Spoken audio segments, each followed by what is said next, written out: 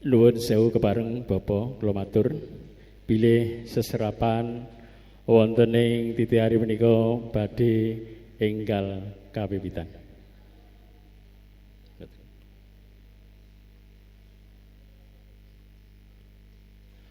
Dumateng para kadang siswa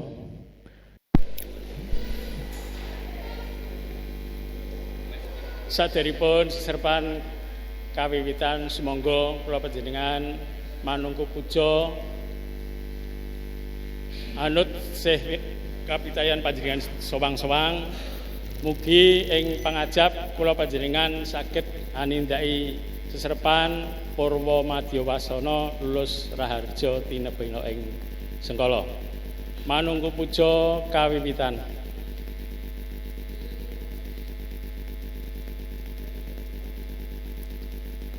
Manungku puja purna kadang sesa klaturi lenggah wonten papan sekawit. Assalamualaikum warahmatullahi wabarakatuh. Selamat tentrem rahayu saking wilasaning Gusti ingkang Maha Mirah Maha Welas miwah Maha Asih ingkang tumedhak tumanduk tuwin tumanem dumateng jiwangga panjenengan dalah kula kajehna wonten rikalenggan siang ingkang edi lan endah menika panjenengan sampun pinaringaken kempal nyawiji rawuh kanthi karaharjan katentreman kabagyan sarta kabagas warasan.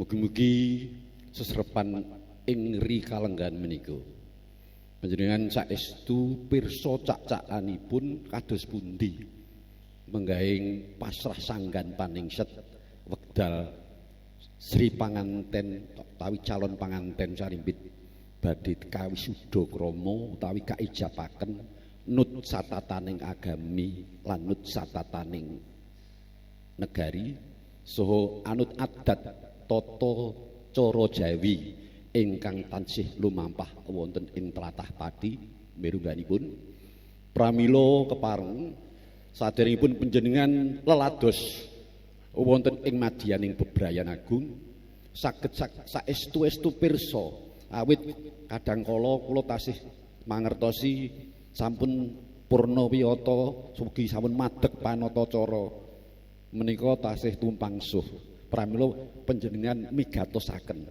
ingkang saestu supados menawi panjenengan badhe mratitisaken tumapak ing pasrah sanggan paningset estu-estu saged nut runtut saha nut adat ingkang kalampahan ngantos sapriki.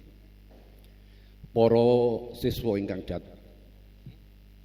kinurmatan menggah rikalenggan menika nun inggih badhe keadanan pasrah sanggan paningset.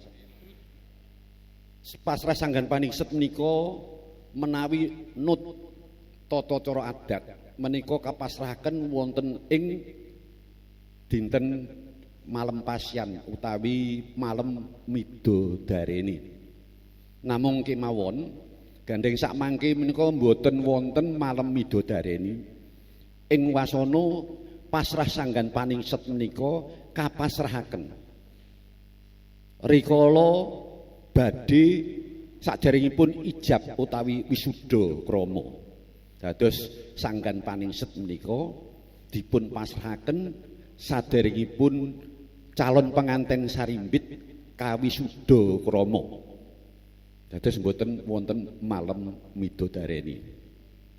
Menggah cak-cakanipun nggih menika sampun kaaturaken mangke saking wakil saking calon besan penganten kakung masrahaken wonten ngarsanipun ingkang hamengku gati.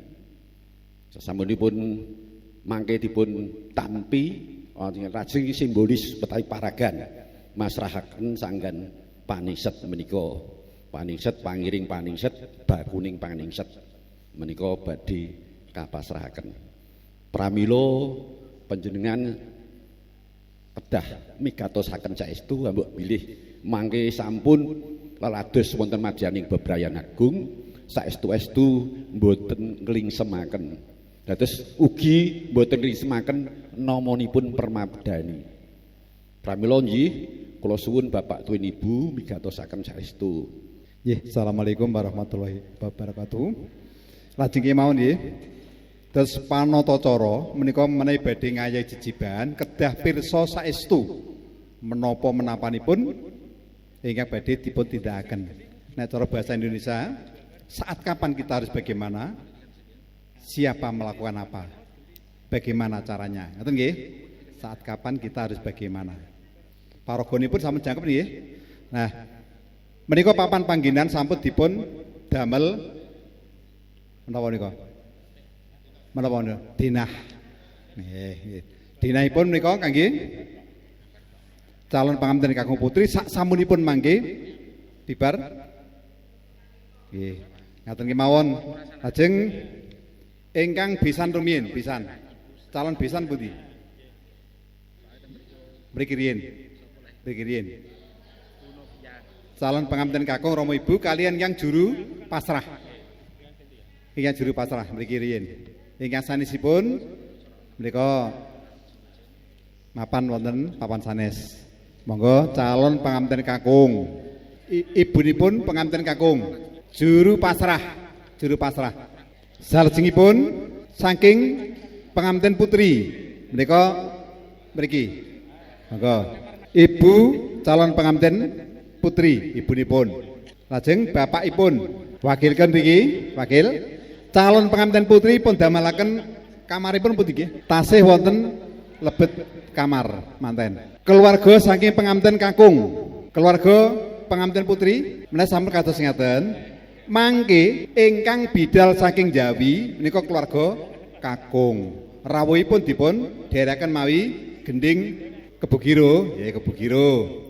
Lajeng saderengipun ngrika rawuh, keluarga saking kakung wonten ingkang dados penerima tamu. Monggo jejer mriki mangke. Saking putri iki. Perlunipun, nggih perlunipun nampi sanggan ingkang dipun asta, nggih. Saksamunipun dipun tampi, dipun seleh wonten meja ageng menika. Namung ingkang wujud wigatos paningset cincin pisang ayu sedayu wonten mriki. Mangke keluarga kakung medal saking Jawi klebet Bapak Ibu calon penganten. Urutanipun mangke mesinipun juru pasrah wonten ngajeng mrika. Juru pasrah ngarep dhewe JP. Calon penganten kakung dipun apit Ibu bapakipun. Lajeng putri kalih ingkang asta sanggan baku simbolis. Janipun baku wonten iki wonten 3 napa pinten nggih? Cincin kalian stagen wonten nggih? Nggih. Lajeng wingkingipun malih wonten ingkang asta abon-abon. Pembawa sanggan abon-abon. Menawi paningset kala wau wonten setunggal cincin. Lajeng sindur. Ugi nyamping setagen. Ingkang abon-abon menika woh-wohan. Buah-buahan sing bunder-bunder. Nika nggih, nika. Lajeng pisang ayu.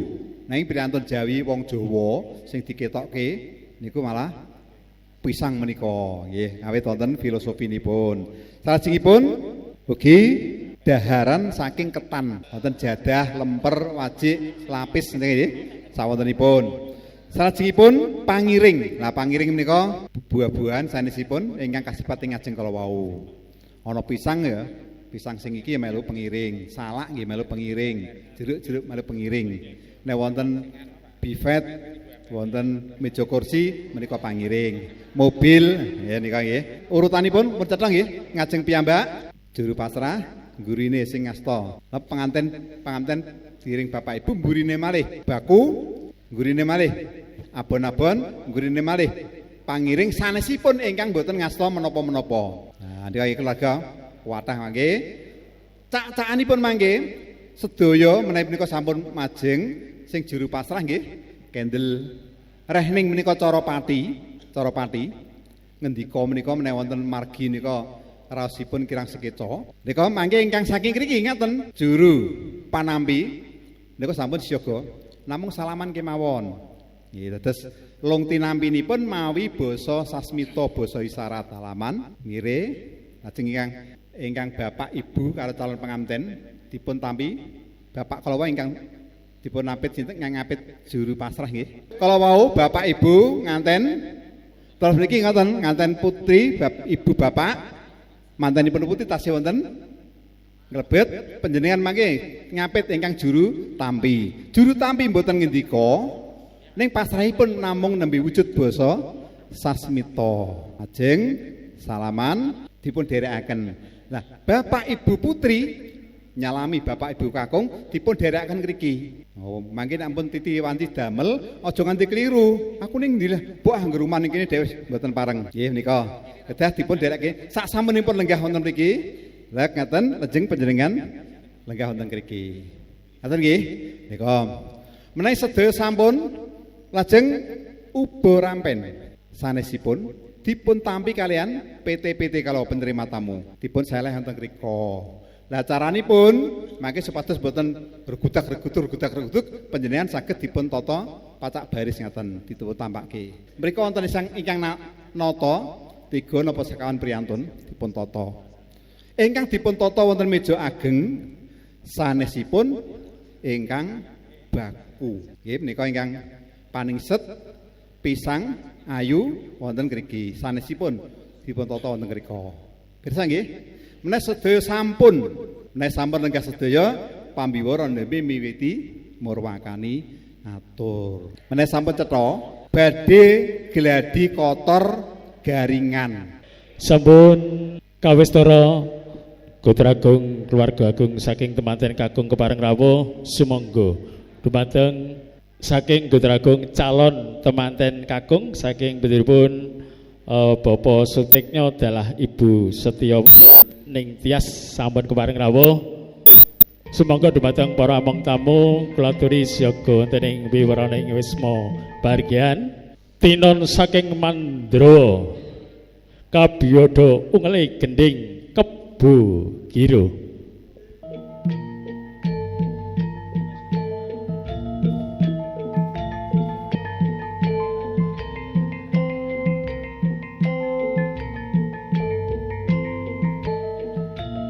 Janipun sak baris mawon mangke nggih. Salaman lag sembah kalbu pun njenengan nyirim mrika. Ingkang bapak-bapak niki mriki kabeh sekita mah lega malah. Nggih. Monggo nek dek ngendel mawon ditampani. Nggih, tampani semoga dumateng para ibu kula aturi nampi ngono. Pisang mriki. Lah niki kok digoni iki ora niki mboten baku mriko. Nggih. Terus sanesipun mriko monggo. Mbok mriko to napa pun 3 mawon. Sanesipun mriko sedaya. Mangke salarik mawon. Tuwetan sedaya. Sedaya lenggah menawi sampun mboten ngasta napa-napa lenggah. Menawi sampun ngaten lajeng kang sanesipun masrahaken barang menika saking mrika mboten napa-napa, saking mrika mboten maju mriki terus enten mboten, saking mrika mboten napa. Nggih ditampi terus jenengan langsir pluk mriko langsir. Nggih. Ngaten, dadi sing rekoso kudune sing digawe. Salajengipun Pambagyo Harjo saking keluarga agung temanten putri saiki Bapak Andi Aristiansah dalih sekian garwa Ibu Sri Wahyuni ingkang badhe dipun aturaken panjenenganipun Ibu Ambar. Dumateng Ibu Ambar kalau dengan sawetipun kula aturaken sumangga. Nggih, sembah kalbu.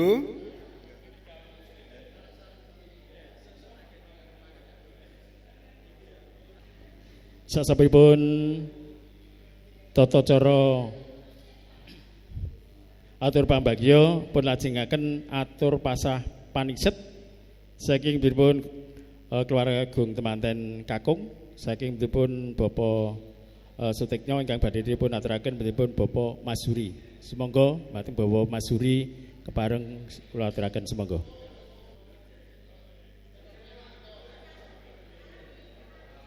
Pasrah paningset saking keluarga agung temanten kakung. Nggih. Nika tata cara candhaipun nika tampi paningset saking keluarga agung temanten putri, calon keluarga agung temanten putri nggih pasrah sanggan paningset pisang ayu pun lajengaken liru kalpika. Nah.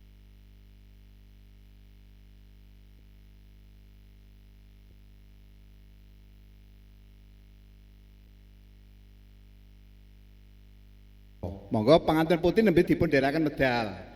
Monggo wonten ingkang gandeng. Wonten ingkang gandeng monggo. Manten putri dherekaken mijil dipun apit rama ibunipun monggo. Set. Manten kakung ugi jumeneng dipun apit rama ibunipun. Atau nggih kalih tempo-tempo nggih. Juru ambil kendhoga majeng. Ngoten nggih. Dadi surutanipun ngaten mangke. Manten kakung majeng, manten putri majeng, juru ambil kendhoko majeng. Nah nika nggih. Lajeng nembe dipun wiwiti liru kalpika. Monggo Pak Pras dipun contoni panjenengan ingkang dwija adat. Nuwun sewu, gandeng menika dereng wisuda krama utawi ijab kabul. Pramila nut tataning sari ingkang mundhut kalpika menika calon nganten kakung dipun aturaken ibu-ipun. Usane ingkang ngagemaken wonten calon pengantin putri ibu-ipun dados mboten pengantin kakung.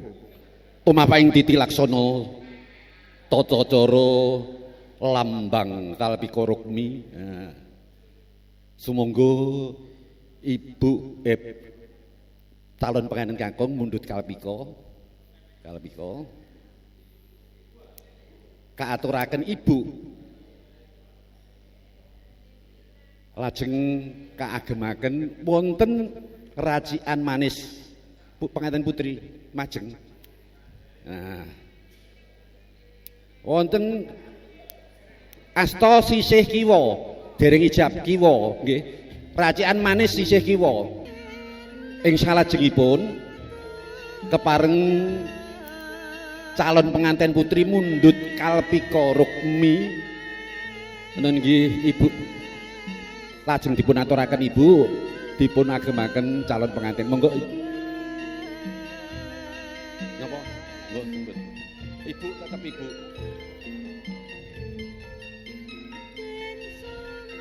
majeng nggih. Wonten buku trima menika ibu sedaya ingkang agemaken kalpika wonten kiwa racikan wikiwa. Lah mangke menawi sampun ijab menika nembe saged. Nah, menawi sampun ijab sampun atur nuwun mekaten wau nggih sampun cetha nggih. Monggo kula aturi lenggah wonten papan ingkang sampun piniji. Monggo saderengipun ipun ijabaken lenggahipun wonten kapiring tengen ingkang putri lajeng ingkang kakung kapiring kiwa. Menawi sampun ijab menika wonten tengen matur nuwun.